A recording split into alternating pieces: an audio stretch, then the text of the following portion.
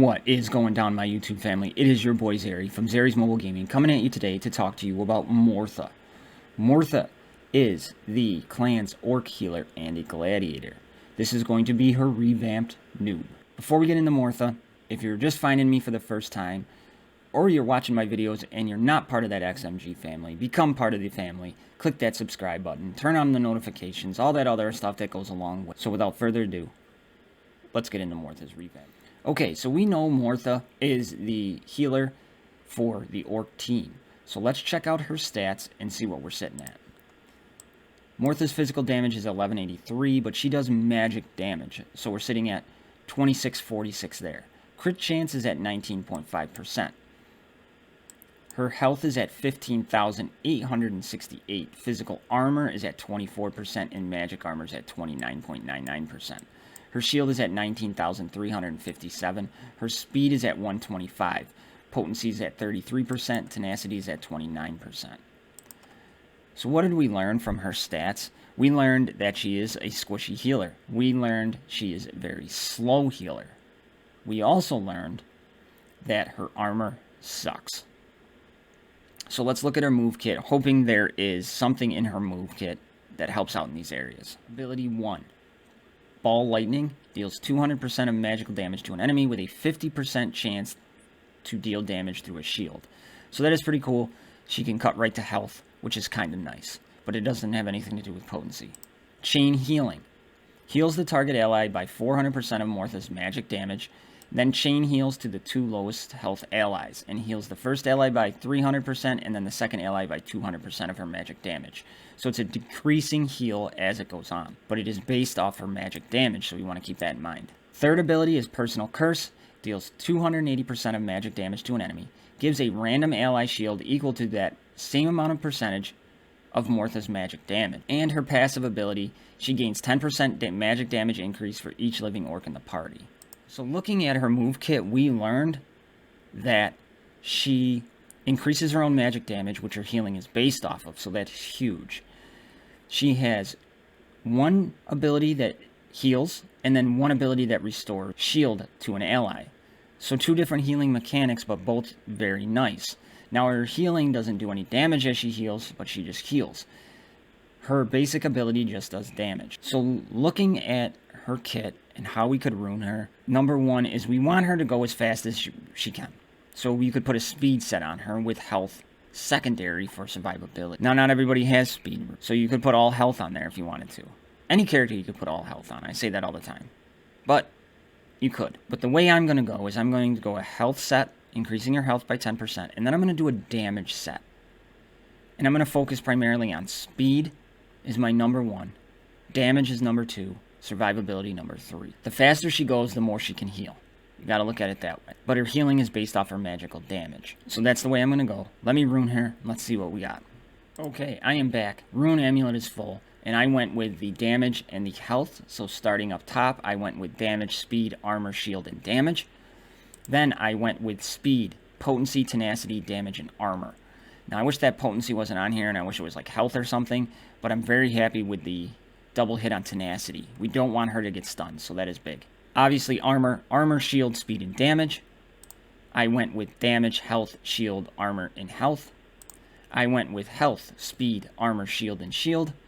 And then I went with damage, armor, and health. I wish this one had got rid of one of this armor here and put speed in, but I'll take it for what it is. So let's see what it did to her stats. So, we brought up Mortha's magical damage by 700 flat, bringing it to 3,346. We brought up her health by 2,533, bringing it to 18,401. We brought up her physical armor and her magic armor 3.8% on her physical armor, bringing it to 27.8%, and her magic armor by 5%, bringing it up to 35%. We brought up her shield 998, bringing it to 20,355.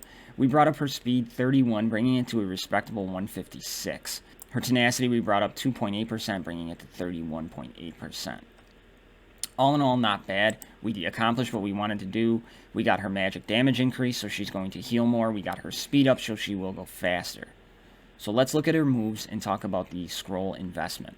Her basic ability at level 2, 100% of magic damage with a 30% chance to deal damage through a shield. Her healing at level 2 is 160% of Mortha's magic damage, and then you chain heal to the 2 lowest. As you go up, you increase the amount of healing as you go. Her third ability at level 2 deals 135% of magical damage and gives the same percentage as shield to an ally, to a random ally. And as you go up, it just increases the magical damage and shield size. And then her passive ability at level 2, she gains 3% magic damage increase for each living orc in the party, and as you go up, it increases magic damage. So where are we going to sink our scrolls when it comes to Mortha? Where we are going to sink our scrolls when it comes to Mortha, we have to look at 2 things. She heals off her magic damage. That's why we have her on the team. Her basic ability, we're going to leave at level 2. We're not going to touch that. You know what? She does 100% magic damage. Great. We're not going to touch that. We want to get her passive ability to level 3. And we're going to stop. 4%, that's a flat 20% damage increase. Huge. That is nice. So we're going to get it to level 3 with a minimum blue scroll investment and stop at 4. Then we are going to come over to her chain healing. Okay, we are going to get that to level 4 and we're going to stop right there. Alright, so we're going to heal for 260, 195, and 130 of her magic damage. Then we're going to go to personal curse. We are going to get that up to level 3. Again, minimum blue scroll investment, but it's going to increase the magic damage that it deals and then increases the shield that it gives. So we have this one to level 3, her Shamanism. We have her personal curse to level 3, and then we have her heals at level 4. Now we're going to bounce back to her heals, and we are going to take that all the way to level 6. Most important ability she's got. Then we are going to jump back to her Shamanism, and we're going to take that up to level 6. Then we are going to go to personal curse, take that to level 6, and then if you really want to put something on her basic, you can. That is how I would spend my scrolls for Mortha. So everybody, that was Mortha. A little bit of a short one on Mortha, but there's not much to talk about on her. We want her to get her magic damage up. We want her to be fast. So if anybody else does something different with Mortha, leave me a comment below. Okay, YouTube. So there was Mortha. Again, if you're not part of the XMG family, hit that subscribe button and become part of the XMG family. If you got a different way, like I said earlier, leave me a comment. I love the comments. I love the interaction. My tag for Discord is in the description below. So if you want to find me on there and ask me questions over that, go ahead. I will always respond. I might not get back to you right away, depending on what's going on in my personal life, but I always will answer. Even if you write me and say that you don't like anything I do, I'll still say thank you with a smile on my face. So that's what I got for everybody today. Next up on the list is Mar. That's what I got. So be safe, have fun. I'm out.